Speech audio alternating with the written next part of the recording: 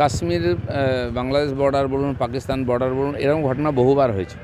এক সময় তো এরকম ছিল, বাংলাদেশে বিডিআর ঢুকে আমাদের বিএসএফদেরকে তুলে নিয়ে গিয়ে মেরে পশুর মতো ঝুলিয়ে নিয়ে গেছে। আমরা দেখেছি ছবি, সেদিন চলে গেছে। হয়ে থাকে, তার জন্য সরকার আছে। শুনুন, পাইলট চলে গেছিল, বিমান ভেঙে পড়েছিল, সে যে সসম্মানে ফিরে এসেছিল, আমরা সেই ইতিহাস বলিনি অভিমন্যু বর্তমানকে। তো সেই জন্য মোদী সরকার আছে, তখন পুরো সরকার নড়ে গেছিলো ওকে ফেরত দেওয়ার জন্য। এটাও ফিরে আসবে, ভরসা রাখুন, ভগবানের উপর ভরসা রাখুন, সরকারের উপর ভরসা রাখুন। এই আমাদের যে জওয়ান গেছে সে সশরীরে সসম্মানে ফিরে আসবে। দেখুন, সরকারের যে কাজ থাকে, রাজ্য সরকার তার কাজ করছে, হয়ে গেছে ঘটনা, এখন তো তার সমাধান করতে হবে, দ্বিতীয়বার না হয় দেখতে হবে। কেন্দ্র সরকার তার মতো করে করছে।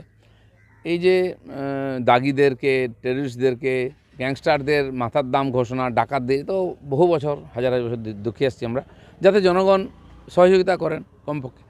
এরা যা শোনা যাচ্ছে যে জঙ্গল আছে, জঙ্গলের ভিতর দিয়ে এসছে, কোনো না কোনো গ্রামে তো তারা শেল্টার পেয়েছে, ওই পাহাড়ি এলাকায় কেউ না কেউ সহযোগিতা করেছে, আর কখনো না কখনো তার নাম আসবে খুব তাড়াতাড়ি।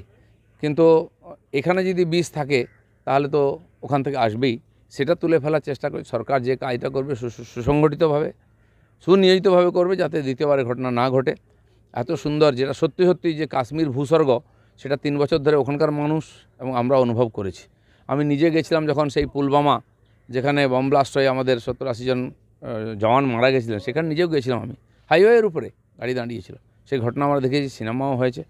আর এই ধরনের ঘটনা, একটা নিরীহ যারা আনন্দে মেতেছিল, সেই ধরনের ট্যুরিস্টদেরকে যেভাবে জঘন্যভাবে হত্যা করা হয়েছে, সারা দুনিয়া নিন্দা করছে। এবং বিভিন্ন দেশও এই ভারতবর্ষের সঙ্গে এর বিরুদ্ধে দাঁড়িয়েছে। আমার মনে হয় এর সমাধান হবে, এবং এটাই বোধহয় শেষ হিংসা হবে।